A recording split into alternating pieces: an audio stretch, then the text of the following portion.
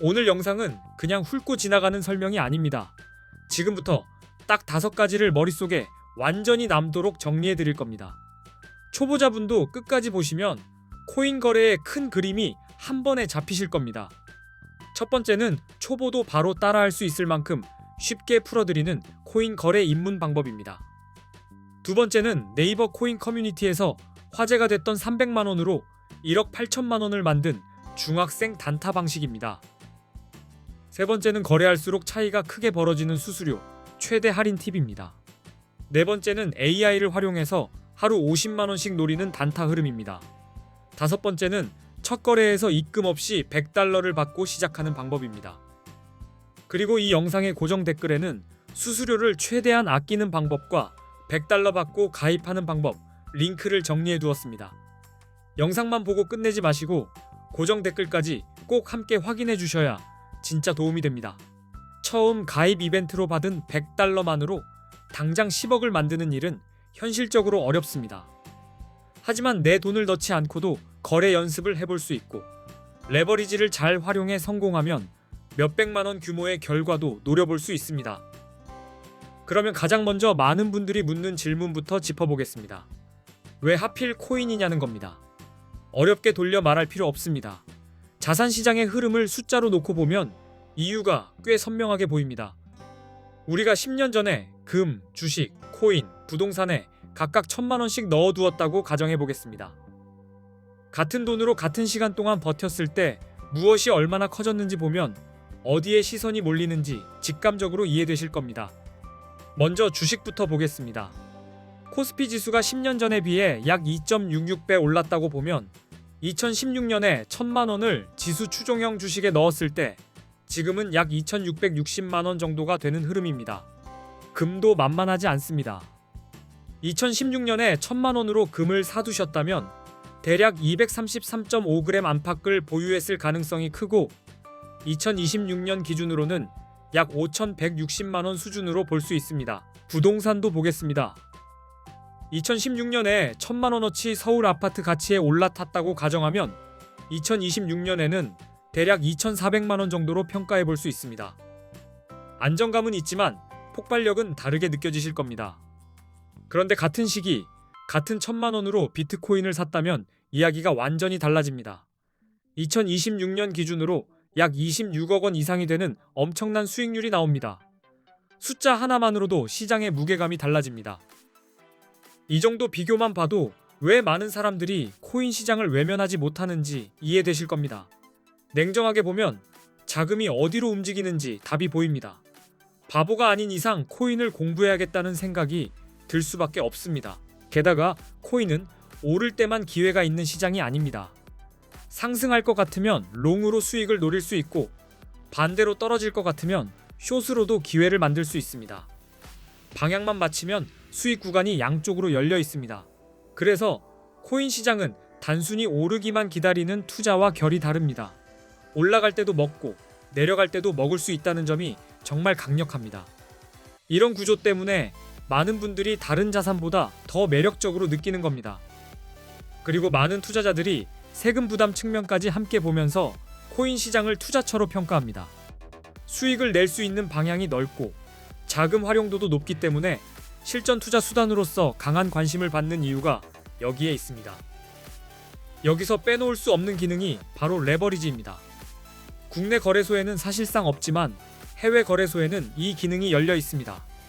예를 들어 50만원으로도 10배를 쓰면 500만원이 아니라 5천만원 규모를 운용하게 됩니다. 이미 수십억, 수백억 자금을 굴리는 분이라면 굳이 레버리지가 절실하지 않을 수 있습니다. 하지만 작은 종잣돈으로 의미 있는 수익을 노리는 분들에게는 이야기가 다릅니다. 레버리지 없이는 속도 차이가 너무 크게 벌어집니다. 결국 코인 거래의 첫걸음은 차트도 아니고 코인 종목도 아닙니다. 가장 먼저 좋은 거래소를 고르는 일입니다. 시작점이 잘못되면 수수료, 기능, 입출금, 상담, 편의성까지 전부 손해를 보게 되기 때문입니다. 실제로 많은 한국 투자자들이 국내 거래소를 떠나 해외 거래소로 이동하고 있습니다. 이유는 단순한 유행이 아닙니다. 기능과 비용, 그리고 실전에서 체감하는 자유도가 국내와 해외가 꽤 다르기 때문입니다. 첫 번째 이유는 레버리지입니다. 국내는 이 기능이 막혀 있지만 해외 거래소는 최대 100배까지 가능한 곳들이 있습니다. 50만 원이 있으면 5천만 원 규모까지 운용할 수 있으니 자연스럽게 해외로 몰릴 수밖에 없습니다. 두 번째 이유는 수수료입니다. 단타는 실력이 좋아도 수수료가 높으면 이기기 어렵습니다. 국내보다 해외 거래소가 훨씬 저렴한 편이기 때문에 자주 사고 파는 분일수록 수수료 차이를 민감하게 볼 수밖에 없습니다. 세 번째 이유는 세금 문제입니다. 많은 분들이 해외 거래소를 선택하는 이유 중 하나로 세금 부담을 함께 언급합니다. 그래서 한국인들이 많이 쓰는 해외 거래소와 $100 지급 이벤트 정보도 고정 댓글에 따로 정리해 두었습니다. 이제 수수료가 왜 무서운지 숫자로 바로 보여드리겠습니다. 대형 거래소들의 거래 수수료가 0.055% 수준이라고 가정해 보겠습니다. 겉으로는 작아 보여도 단타에서는 이 수치가 계좌를 잠식합니다. 예를 들어 1,000만 원 단타를 친다고 해보겠습니다. 여기에 20배 레버리지를 걸면 실제 운용 규모가 커지기 때문에 한번 거래할 때 수수료만 22만 원이 나갈 수 있습니다. 이건 생각보다 훨씬 큰 돈입니다. 하루에 딱 10번만 매매해도 수수료가 220만 원입니다. 수익을 내기도 전에 비용이 먼저 계좌를 깎아먹는 구조가 되는 겁니다. 많은 분들이 실력보다 먼저 수수료 때문에 무너지는 이유가 바로 여기에 있습니다. 그래서 싸움이 되려면 무조건 수수료가 낮은 거래소를 써야 합니다. 이제부터는 5가지 기준으로 비교해 보겠습니다. 수수료가 얼마나 싼지, 거래가 얼마나 쉬운지, 한국어 지원이 되는지, 레버리지가 몇 배인지 보겠습니다. 여기에 더해 한국 돈으로 바로 입금할 수 있는지도 중요합니다. 이 5가지 기준으로 A 거래소와 대표급 거래소들을 비교해 보겠습니다. 먼저 수수료부터 보면 A 거래소는 0.01%입니다. 반면 바이비트는 0.075%, 비트겟은 0.06%, 바이낸스는 0.04%입니다. 숫자만 놓고 봐도 차이가 꽤 큽니다. 단타를 많이 할수록 이 차이는 눈덩이처럼 불어납니다. 한국어 지원도 차이가 있습니다. A 거래소는 24시간 한국어 상담이 가능하지만 바이비트는 어렵고 비트겟도 어렵고 바이낸스도 어렵습니다. 막히는 순간 바로 물어볼 수 있느냐가 초보자에게는 정말 중요합니다. 레버리지 배수도 보겠습니다. A 거래소는 200배, 바이비트는 100배, 비트겟은 125배, 바이낸스도 125배입니다. 공격적으로 자금을 운용하려는 분이라면 이 차이를 절대 가볍게 보시면 안 됩니다. 원화 입출금 가능 여부도 큽니다. A 거래소는 한국 돈으로 바로 입출금이 가능하지만 바이비트와 비트겟, 바이낸스는 바로 연결되지 않습니다. 편의성까지 생각하면 왜 관심이 쏠리는지 충분히 이해가 되실 겁니다. 그래서 많은 분들이 궁금해하시는 그 A 거래소 정보 역시 고정 댓글에 적어두었습니다. 어떤 곳인지, 어떻게 들어가면 되는지, 가입 이벤트는 어떻게 받는지까지 확인하실 수 있으니 꼭 고정 댓글을 열어보시기 바랍니다. 그럼 이제부터는 언제 롱을 잡고 언제 숏을 잡아야 하는지 아주 쉽게 풀어드리겠습니다. 비트코인 같은 암호화폐는 변동성이 크기 때문에 방향을 맞히는 것만큼 진입 타이밍을 잡는 일이 정말 중요합니다. 롱 포지션은 가격이 오를 것 같을 때 들어가는 자리입니다. 쉽게 말해 상승에 베팅하는 겁니다. 반대로 숏 포지션은 가격이 떨어질 것 같을 때 들어가는 자리입니다.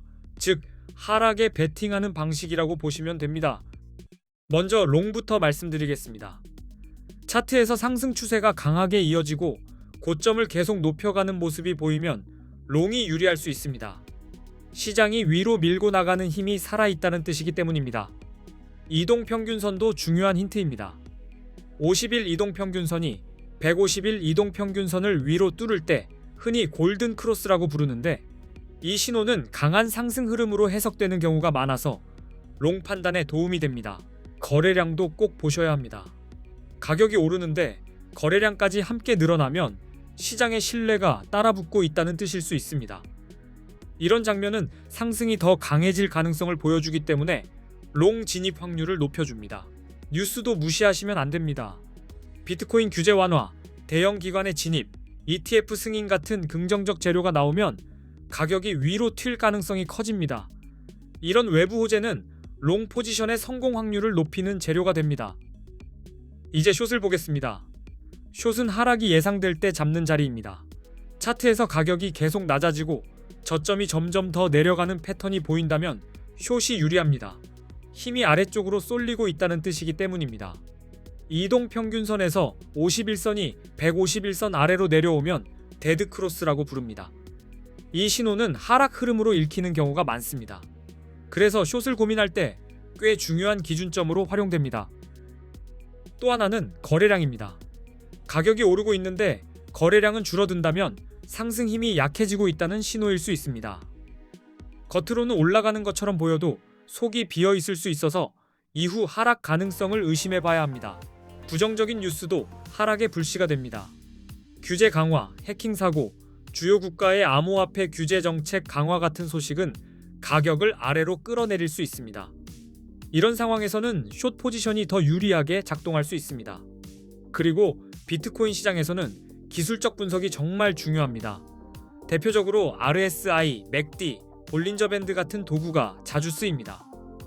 이런 지표들은 감으로 들어가지 않도록 도와주는 보조장치라고 생각하시면 됩니다.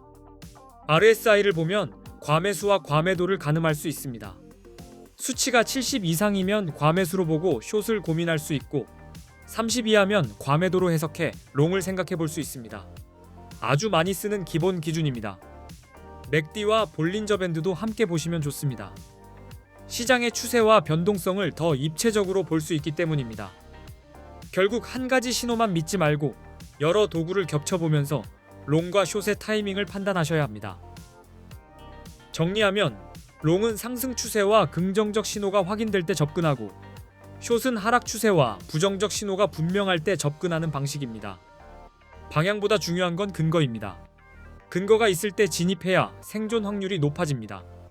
오늘 영상이 코인 단타를 이해하시고 실제 흐름을 읽는 데 도움이 되셨다면 정말 좋겠습니다. 말씀드린 핵심 팁은 영상 안에만 있는 게 아닙니다. 고정 댓글에 더 강한 정보들을 따로 정리해 두었습니다. 수수료를 최대한 줄이는 방법, $100 받고 시작하는 가입 방법, 그리고 많은 분들이 찾는 거래소 정보까지 고정 댓글에서 확인하실 수 있습니다. 영상 보신 뒤에는 그냥 지나치지 마시고 꼭 한번 확인해 보시기 바랍니다. 앞으로도 초보자분들이 실제로 써먹을 수 있는 좋은 내용만 쉽고 깊게 정리해서 계속 올리겠습니다. 끝까지 시청해 주셔서 진심으로 감사합니다. 다음 영상에서도 더 강력한 내용으로 찾아뵙겠습니다.